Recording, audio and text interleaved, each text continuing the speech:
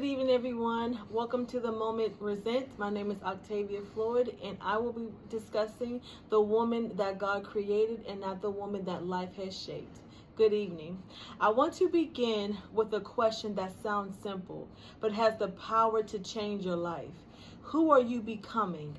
Not who life forced you to be, not the pain you shaped into, not who survival you demanded you become, but who God called you to be.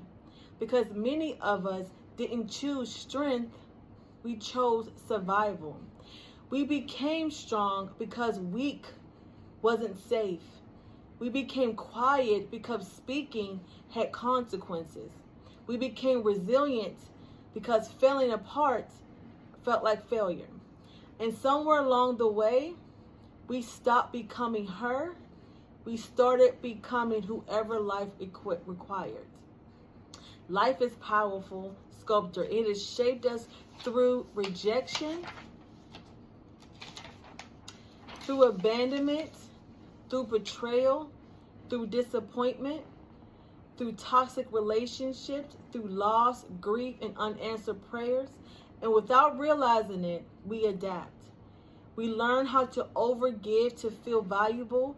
We learn how to settle to avoid being alone. We learn how to smile while silently breaking. We learn how to carry weight we never meant to hold on to. And life whispers, this is just who you are now. But I came tonight to tell you the truth. Survival is not your identity. You may have survived it, but God did not call you to shape by it. Isaiah tells us that God gave us beauty for ashes, joy for mourning, and praise for despair. Ashes are remained after the fire, but God says, I don't define you by what burns you. Some of us are still living the shape of trauma God had already healed, still reacting from wounds He already restored, still shrinking because life taught us that safety comes from staying small, but that was never God's plan. The enemy's greatest strategy is not destruction, it's distortion. If he can't destroy you, he would distort to see how you see yourself.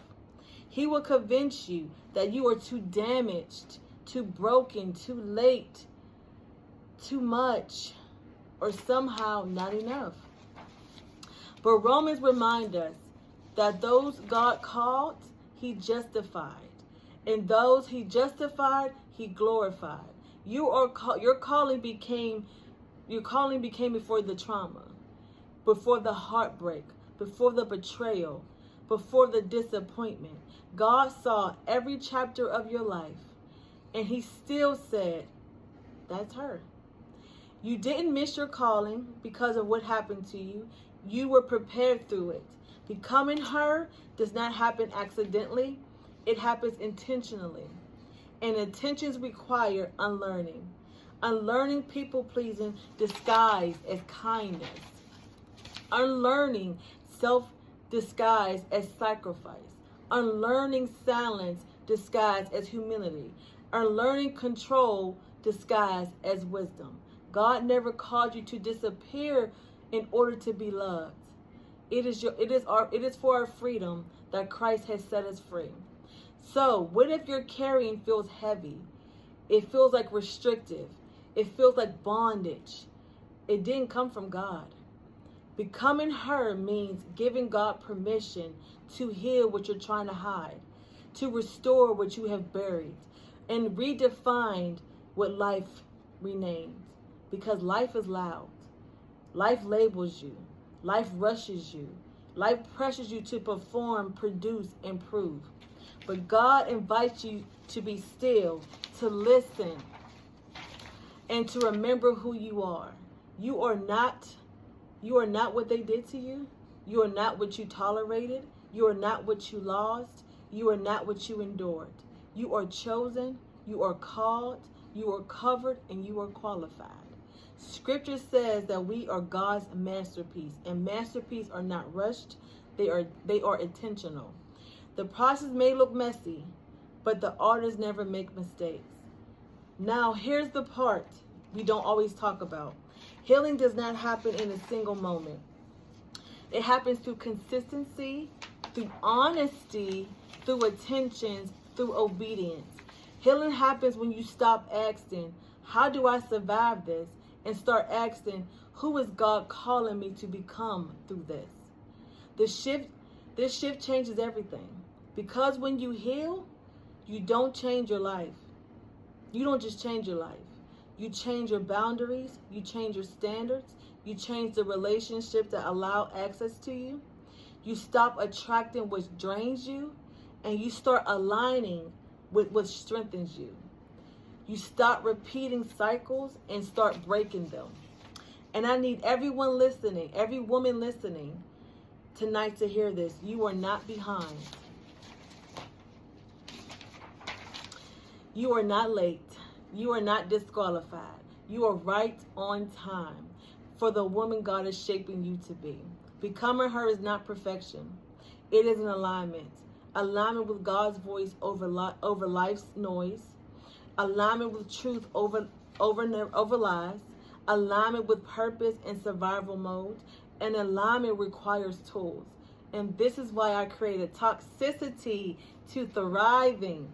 Not as something you read once and place on a shelf, but as guided healing journey, a workbook designed to help you identify toxic patterns, process unresolved pain, and set healthy boundaries.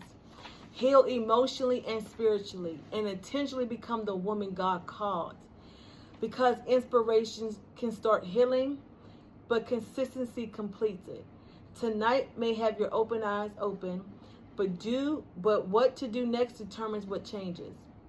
So if this message resonates with you, if you felt seen, if you felt challenged, if you felt God calling you deeper, I want you to invite you to the next step.